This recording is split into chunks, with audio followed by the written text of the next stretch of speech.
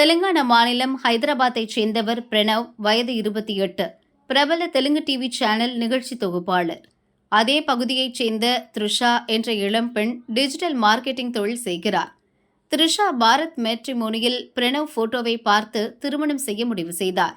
அவர் பெயரில் குறிப்பிடப்பட்டிருந்த சோஷியல் மீடியாவில் சாட் செய்து காதலை வளர்த்தார். ஒரு கட்டத்தில் பிரணவ் செல்போன் எண்ணை கண்டுபிடித்து திருமணம் செய்து கொள்ளும்படி கூறினார்.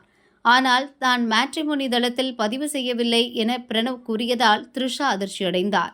தனது பெயர், போட்டோவை பயன்படுத்தி வேறு யாரோ பண மோசடி செய்ய முயன்றுள்ளதாக பிரணவ் சொன்னதை த்ரிஷா ஏற்க மறுத்தார்.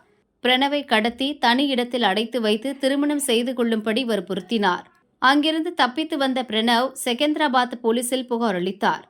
கடத்தல் வழக்கு பதிவு செய்த போலீசார் த்ரிஷாவை கைது செய்து சிறையில் அடைத்தனர்.